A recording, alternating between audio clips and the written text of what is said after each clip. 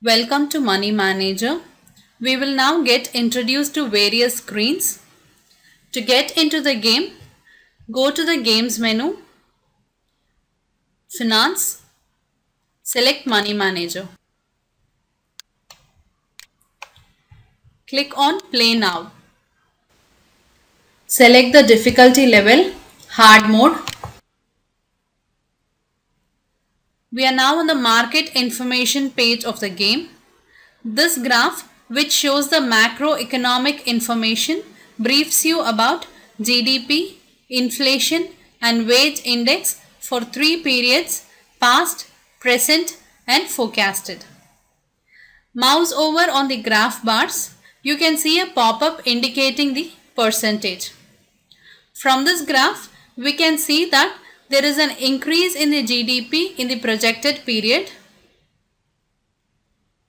There is a decline in the inflation index in the projected period. The wage index, there is a decline in the projected period. These macroeconomic data are indicators for an organization to plan for their future in terms of sales, expenditures, loans and any investments. On to the right, you see the market data which shares information pertaining to average bad debts, range of discounts, distribution of sales and vendor payments that prevail in the market. Now let's move on to the profit and loss statement. 1000 units being sold at the rate of 10 per unit translates to total sales revenue of 10,000. Interest income of 50, which is 1.5% of the total investments made, are the total income generated by the company. The company spends 5,000 on raw materials, which is 5 per unit. 1,500 on wage cost at the rate of 1.5 per unit. An administrative cost of 2,500 at the rate of 1.5 per unit. And fixed cost of 1,000. Since this being the beginning of the game, we see the interest expense and bad debts are being at 0.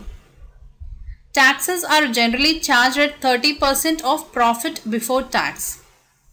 The other elements that need to be seen in this statement are inventory, missed sales opportunity and credit line in the last period. On the right side of the screen, you see the market share in terms of total unit sales and total revenue.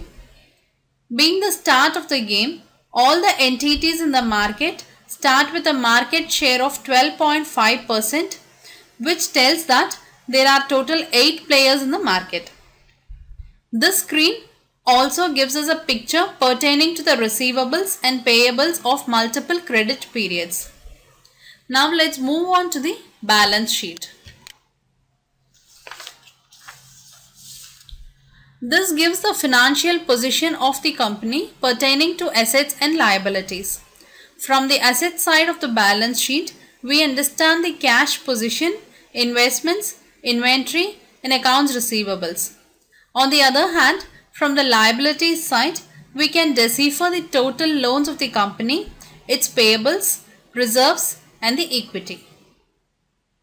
We will start taking decisions from our next video. Thank you.